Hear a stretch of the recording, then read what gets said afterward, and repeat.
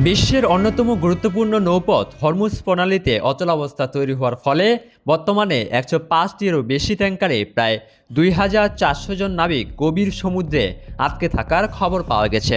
একটি আন্তর্জাতিক ট্যাঙ্কার বাণিজ্য সংগঠনের পক্ষ থেকে এই তথ্য নিশ্চিত করা হয়। ইরান এবং যুক্তরাষ্ট্রের মধ্যকার চলমান ভূ রাজনৈতিক উত্তেজনার জেরে এই সংকটের সূত্রপাত। সংশ্লিষ্ট সূত্রগুলো গণমাধ্যমকে বলেন, ওয়াশিংটন ও ইসরায়েল কর্তৃক যুদ্ধবিরতি লঙ্ঘনের অভিযোগে তেহরান এই নৌপথটি পুনরায় চালুর ক্ষেত্রে অনীহা প্রকাশ করেছে। বিশ্বের মোট জ্বালানি তেল ও তরলীকৃত প্রাকৃতিক গ্যাসের প্রায় 20% এই প্রণালী দিয়ে পরিবাহিত হয়। দীর্ঘ সময় ধরে নৌপথটি বন্ধ থাকায় বৈশ্বিক জ্বালানি বাজারে বড় ধরনের অস্থিরতার আশঙ্কা দেখা দিচ্ছে।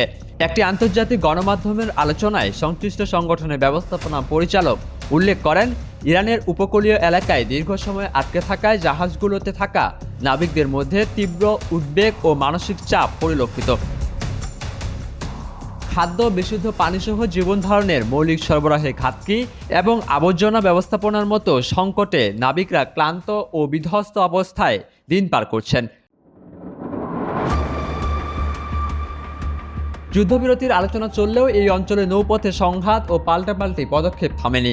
সম্প্রতি ইরান কর্তৃক 2টি কার্গো জাহাজ আটকের খবরের পাশাপাশি যুক্তরাষ্ট্রের পক্ষ থেকে ইরানি বন্দরে যাতায়াতকারী নৌযানের উপর নতুন করে অবরোধ আরোপের ঘটনা ঘটেছে। এই পাল্টাপাল্টি ব্যবস্থার কারণে অনেক জাহাজকে মাঝপথ থেকে গতিপথ পরিবর্তন অথবা পুনরায় বন্দরে ফিরে যেতে বাধ্য করা হয়। ফলে নাবিকরা কবে নাগাদ বাড়ি ফিরতে পারবেন সে বিষয়ে এখন পর্যন্ত কোনো নিশ্চিত বার্তা মেলেনি।